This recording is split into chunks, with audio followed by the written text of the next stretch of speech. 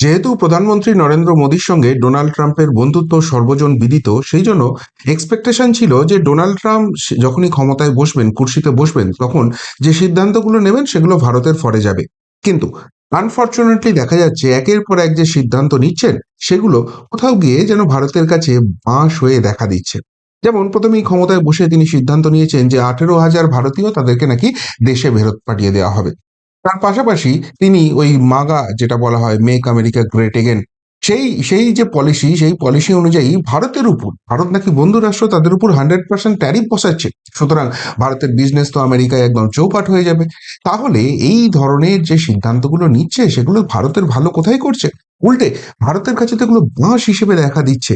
এই নিয়ে তুমুল চর্চা বিগত বেশ কয়েকদিন ধরে আমি সোশ্যাল মিডিয়ায় দেখছি।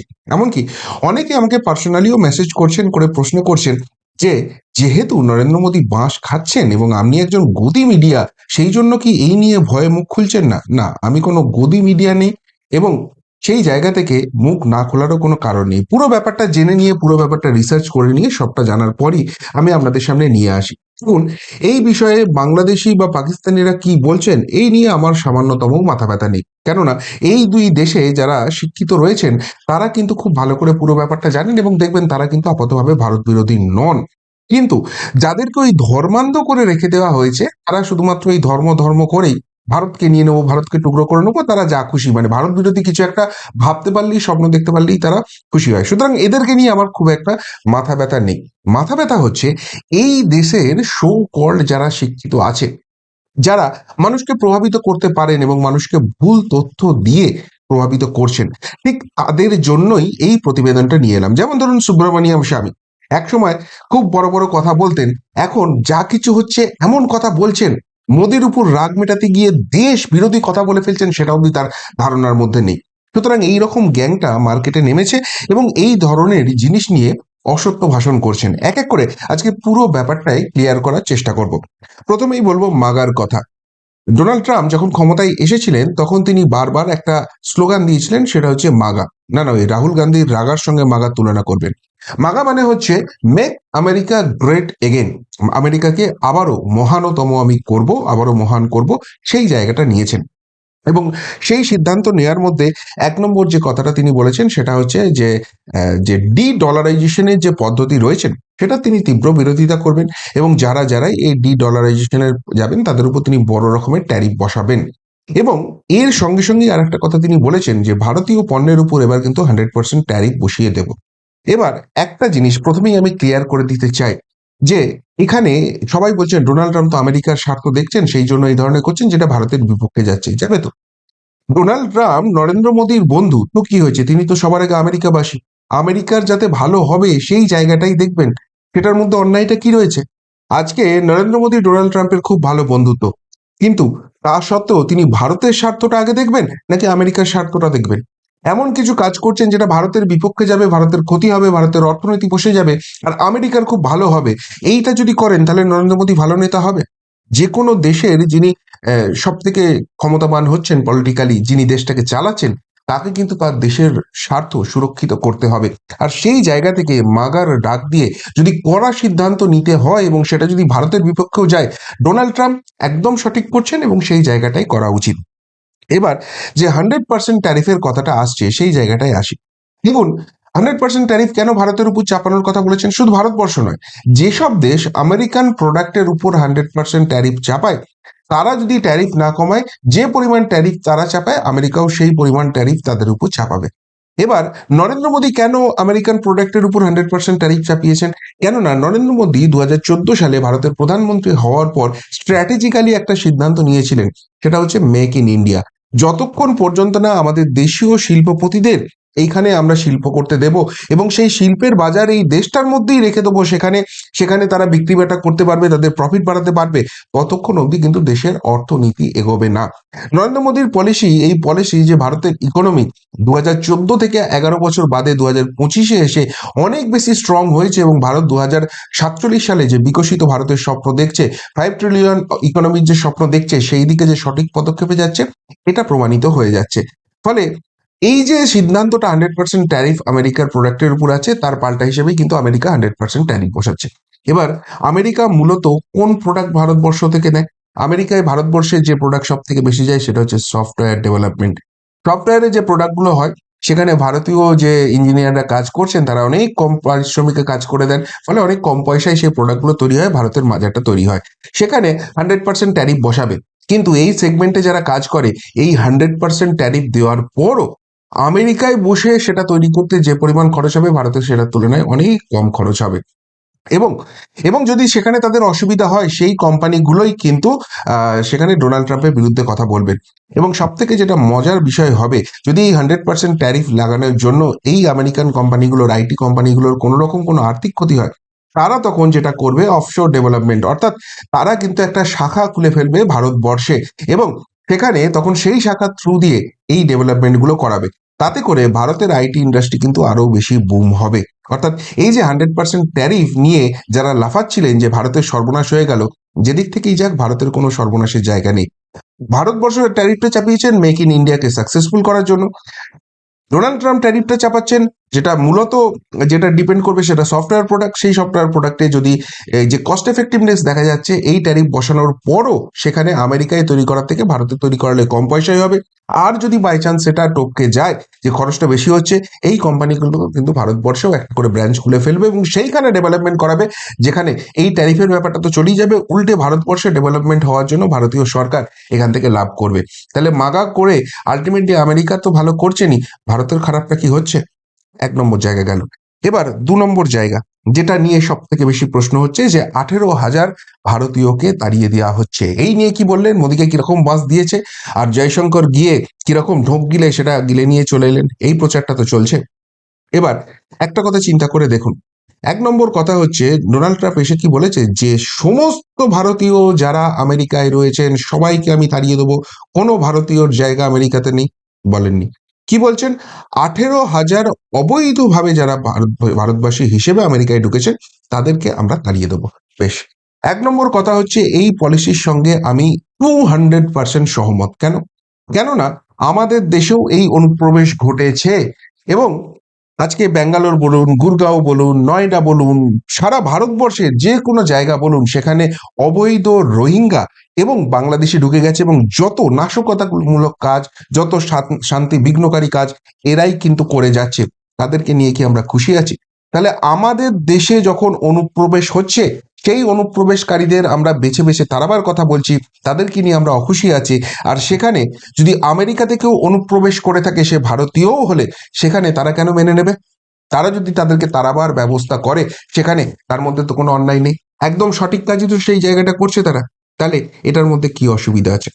এবার 2 নম্বর কথা, এটা কি ভারতের উপর কোনো রাগ হয়েছে সেই জন্য জোর করে যারা সেখানে রয়েছে ভারতবাসী তাদেরকে অবৈধভাবে দাগিয়ে দেওয়া হচ্ছে এবং তাদেরকে ফেরত পাঠানো হচ্ছে? একদমই না। ডাঙ্কি মুভিটা যারা দেখেছেন, ডাঙ্কি বা ডুঙ্কি যেটাই বলুন, আমি সিনেমাটা দেখিনি কিন্তু প্লটটা শুনেছি, তারা খুব ভালো করে জানেন যে সত্যিই ভারতবর্ষ থেকে বিভিন্ন উপায়ে অবৈধ অনুপ্রবেশকারী আমেরিকায় ঢুকেছে এবং তাদেরকেই চিহ্নিত করা হয়েছে, তাদেরকে দেশে ফেরত পাঠানো হচ্ছে। এটা করে 1 নম্বর জায়গা যেটা খুব ইম্পর্টেন্ট হবে, দেখুন ডোনাল্ড ট্রাম্প কিন্তু তারপরে একটা খুব ইম্পর্টেন্ট কথা বলেছে যে আমার দেশে H1B ভিসা আমি বন্ধ করছি না এবং যে যে সেগমেন্টে যে স্পেশালিস্ট তাকেই আমেরিকার দরকার আছে, সে যদি খুব ভালো ওয়েটারও হয় H1B ভিসার মাধ্যমে আমার দেশে আসুক। এইটাই তো পলিসি হওয়া উচিত। ভারতীয়, তুমি যাও মাথা উঁচু করে, তুমি যদি তোমার কাজে স্পেশালিস্ট হও, তুমি সেখানে স্পন্সরশিপ পাও, তুমি যাও না আমেরিকায়। যারা আজকে ইঞ্জিনিয়াররা রয়েছে, নাসাতে কাজ করছে, বিভিন্ন আইটি কোম্পানিতে কাজ করছে, বিভিন্ন ব্যবসায়িক প্রতিষ্ঠানে কাজ করছে, বিভিন্ন অ্যাকাউন্টেন্সিতে কাজ করছে, তাদের কি আমেরিকা তাড়াচ্ছে? না। তার ভারত থেকে বৈধ ভিসা নিয়ে গেছে, সেখানে গিয়ে ট্যাক্স দিচ্ছে, ভারতবর্ষে তারা কাজ করছে, আসছে যাচ্ছে, সমস্ত কিছু ঠিক আছে। আগামী দিনেও সেই পলিসি হবে, H1B ভিসা পলিসি আরো বেশি স্মুথ হবে ভারতীয়দের জন্য, আরো বেশি ভারতবাসী সঠিকভাবে সম্মানের সঙ্গে আমেরিকায় গিয়ে কাজ করবে, এই জায়গায় তো কোনো বাধা নেই। তাহলে অসুবিধাটা কোথায় রয়েছে? 3 নম্বর, এই বিষয়ে যেটা সব থেকে গুরুত্বপূর্ণ বিষয় সেটা হচ্ছে জয়শঙ্করজি বলেছে হ্যাঁ অবশ্যই অবৈধ ভারতীয় যদি হয় তাদেরকে তোমরা চিহ্নিত করো, ফেরত পাঠাও, আমরা নেব। কিন্তু কিন্তু এই জায়গাটাই ইম্পর্টেন্ট, আমরা আগে যাচাই করে নেব তারা সত্যিই অবৈধ ভারতীয় কিনা। ভারতবাসী অবৈধভাবে আমেরিকায় বসবাস করছে, তোমরা পেপার ওয়ার্ক করো, দাও আমাদের, এবং সেই জায়গা থেকে আমরা যখনই তাদেরকে আইডেন্টিফাই করব আমরা কিন্তু ভারতবর্ষে ফেরত নিয়ে নেব। কিন্তু এই প্রক্রিয়ায় যেটা সব থেকে মজার ব্যাপার হচ্ছে সেটা হচ্ছে এই যে অবৈধ ভারতীয় যাদেরকে বলা হচ্ছে, সেন্ট্রালের যেটা এক্সপেকটেশন তার মধ্যে বহু পাকিস্তানি এবং বাংলাদেশি আছে যারা অবৈধ উপায়ে ভারতবর্ষে চলে এসছে, ভারতীয় পাসপোর্ট বানিয়েছে এবং তারপর তারা আমেরিকায় চলে গেছে ভারতীয় হিসেবে। কারণ পাকিস্তান এবং বাংলাদেশ থেকে ইউএস ভিসা পাওয়াটা এতটাও ইজি নয়, যারা স্পেশালি এরকম ডুঙ্কিবাজি করে চলে যায় আমেরিকায়। সুতরাং যদি এই 18,000 সোকল্ড অবৈধ ভারতীয়র মধ্যে দেখা যায় যে প্রচুর পরিমাণে পাকিস্তানি এবং বাংলাদেশি আছে, রোহিঙ্গা আছে, যদি এই জায়গাটা আইডেন্টিফাই হয়, তাহলে নেক্সট স্টেপটা কি? নেক্সট স্টেপটা ভারতের হাতে এটাই চলে আসবে যে এখানে প্রচুর পরিমাণে অবৈধ অনুপ্রবেশকারী ঢুকে গেছে এবং তারা ভারতীয় পরিচয় নিয়ে অন্য দেশে যাচ্ছে যেখানে ভারতের মান সম্মান ডোবাচ্ছে। ফলে এই জায়গাটাকে স্ক্রুটিনি করার দরকার আছে, চিরুনি তল্লাশি করার জায়গা আছে এবং এই জায়গায় এনআরসির প্রয়োজন আছে, যে দাবিটা ভারতবাসীরা দীর্ঘদিন ধরে করে আসছে। চতুর্থ, যেটা আরো খুব গুরুত্বপূর্ণ, এনআরসি হলে এই রাজ্যের এই দেশের যারা বিরোধী আছে তাদের গায়ে ছেঁকা পড়ে যায়। এনআরসি করা যাবে না, কেননা ওই ভোট ব্যাংকটা তৈরি হয়ে আছে, তো অনুপ্রাণিত ভোট ব্যাংক, সেটাকে কিভাবে নষ্ট হতে দেওয়া যায়। কিন্তু আমেরিকা যদি এই ইলিগাল ইমিগ্রেন্টদের তাড়ানোর ব্যবস্থা করে, ভারত কিন্তু এই ব্যাপারটা আন্তর্জাতিক স্তরে নিয়ে যেতে পারে যে আমাদের দেশেও অসুবিধা হচ্ছে, আমরা এনআরসিটা করতে চাই, এখানে যা কিছু আইন টাইন তো আছেই, এখানে আমেরিকার সাপোর্ট থাকবে, রাষ্ট্রসংঘে রাষ্ট্রপুঞ্জে তোলা হবে এবং সেখানে আমেরিকার এই এক্সাম্পলটা দেখিয়ে ভারতবর্ষেও কিন্তু এনআরসি হবে হবে হবে এবং সেটারই ফার্স্ট প্রক্রিয়া শুরু হলো। সারা পৃথিবীতে যে যার দেশের অধিবাসী সে তার দেশে থাকবে, সেখান থেকে অন্য দেশে কাজ করতে হলে লিগাল উপায়ে যাবে, এইভাবে অবৈধ অনুপ্রবেশ এটাকে বন্ধ করতে হবে। আমেরিকা পথ দেখাচ্ছে এবং সেই পথে ভারতীয় হাঁটবে। তাহলে আলটিমেটলি এই যে 18,000 ভারতীয়কে ফেরত পাঠিয়ে দেওয়া হচ্ছে, এতে ভারতের জন্য তো সাপে বরই হচ্ছে। ভারতবর্ষে কত অবৈধ আছে, সত্যি আছে কিনা, সংখ্যাটা কত, এনআরসি করার দরকার আছে কিনা, সমস্ত কিছু সমস্ত কিছু এই জায়গায় হয়ে যাবে। আর ট্রাম্প যদি ভারত বিরোধী হতেন তাহলে তাহলে কি এই ঘোষণা করতে পারতেন যে Japan, south Korea, Australia, Israel, এই চারটে দেশকে আমেরিকা যেরকম স্পেশাল স্ট্যাটাস দেয়, সেই স্পেশাল স্ট্যাটাস ক্যাটাগরি সেগমেন্টে ভারতবর্ষকেও এন্ট্রিটা দিতে হবে। দেখুন, ভারতের দুপাশের দুটো দেশ রয়েছে, পাকিস্তান, বাংলাদেশ, তাদের উপর কিন্তু একাধিক নিষেধাজ্ঞা জারি হচ্ছে, অর্থনৈতিক ফান্ড, এইড, সেগুলো সমস্ত কিছু বন্ধ হয়ে যাচ্ছে। ভারতের সঙ্গে এরকম কিছু হচ্ছে?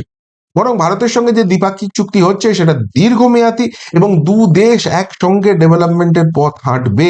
এই জায়গাটায় এই পাশের দুটো দেশ ভিক্ষার ঝুলি নিয়ে বসে আছে, ভারতবর্ষ বলছে কাঁধে কাঁধ মিলিয়ে কাজ করব। আমরা টেকনোলজিতে পিছিয়ে আছি, আমাদের টেকনোলজি দাও, আমরা যে আমাদের ইন্টেলিজেন্স আছে সেটাতে এগিয়ে আছি, সেটা তোমাদের দিয়ে আমরা হেল্প করব। এই দুটো জায়গায় ম্যাপিং হবে এবং দুটো দেশ একসঙ্গে এগোনোর চেষ্টা করবে। তাহলে ভারতবর্ষের সঙ্গে কোনো রকম শত্রুতা, কোনো রকম বৈরিতার জায়গা আমেরিকা তৈরি হচ্ছে? ট্রাম্প এসে সত্যি কি ভারতবাসীকে ধোঁকা দিচ্ছে? নরেন্দ্র মোদীর বন্ধুত্বকে দূরে ঠেলে দিয়ে জোর করে গায়ের জোরে কিছু দেখানোর চেষ্টা করছে? এখন অব্দি তো আমি বুঝতে পারছি না, আপনারা বুঝতে পারলে অবশ্যই জানাবেন। এবং সব থেকে বড় কথা যেটা দেখুন, টাইট দেওয়া হবে চীনকে। এই যে ফান্ডাটা শোনা যাচ্ছিল সেটাই কিন্তু ক্রমশ ক্রমশ কংক্রিট দিকে এগোচ্ছে। ভারতবর্ষ কিন্তু একটা বারের জন্য ব্রিক্স কারেন্সির কথা বলেনি, কিন্তু চাইনা তারা প্রথম থেকেই বলছিল আমেরিকাকে ডাউন করতে আমাদের ব্রিক্স কারেন্সি নিয়ে আসতে হবে এবং ব্রিক্স কারেন্সি নিয়ে এলে ভারতবর্ষকেও সেখানে ইনক্লুড করে নেবে। যদি চায়না, ভারতবর্ষ, ব্রাজিল, রাশিয়া, এই সব দেশগুলো এক জায়গায় চলে এসে আলাদা কারেন্সি করে, অবভিয়াসলি ডলার কোণঠাসা হবে। ডলার কোণঠাসা হলে আমেরিকার অর্থনীতি পড়বে, যেটা কোনো সময় আমেরিকা মেনে নেবে না। ডোনাল্ড ট্রাম্প সেই জন্য ডি ডলারাইজেশন করতে দেবে না এবং ব্রিক্স কারেন্সি করলে সেখানে কড়া ট্যারিফ লাগাবে বলছে। এখন এই ব্রিক্স কারেন্সি যদি নাও করে ভারতের কিছু এসে যায় না, এবং ভারত যে করবে না তার ইঙ্গিত হচ্ছে ব্রিক্স কারেন্সি নিয়ে ভারত কিন্তু কোনো সময় প্রকাশ্যে কোনো রকম কিছু জানায়নি। উল্টে ভারতবর্ষ এর অল্টারনেটিভ হিসেবে যেটা করছে, সোনা সোনা মজুত করছে রিজার্ভ ব্যাংকে এবং প্রত্যেক মাসে যে পরিমাণ জায়গাটা জমছে ভারতবর্ষে সেটা কিন্তু রেকর্ড করছে, প্রত্যেক মাসে রেকর্ড প্রত্যেক মাসে ভাঙছে। এমনকি বিদেশের ভল্টে, ইউকের ভল্টে প্রচুর পরিমাণ সোনা ছিল, সেগুলোকেও ফেরানোর ব্যবস্থা হচ্ছে। অস্ট্রেলিয়ার ভল্টে প্রচুর সোনা ছিল, ভারতের সোনা ফেরানোর ব্যবস্থা করা হচ্ছে। অর্থাৎ অল্টারনেটিভ জায়গাটা কিন্তু ভারতবর্ষ তৈরি করে নিচ্ছে যে সাপও মরবে লাঠিও ভাঙবে না, আমরা ডলারটাও ইউজ করব না, অথচ অথচ আমেরিকাকেও ঘাটাবো না, আলাদা কোনো কারেন্সিতে যাব না। আর এই জায়গায় সব থেকে বেশি চাপে পড়বে চীন। আর চীন যদি চাপে পড়ে সেখানে অবভিয়াসলি কাউন্টার পার্ট কে হবে? ভারত।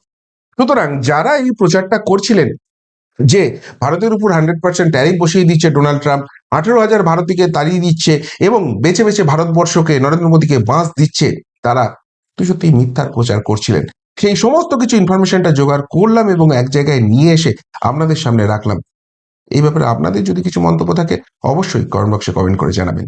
এমনকার মতো এখানেই শেষ করলাম, ফেরত আসছি নতুন প্রতিবেদন নিয়ে খুব তাড়াতাড়ি। ভালো থাকবেন, সাথে থাকবেন, পাশে থাকবেন। নমস্কার।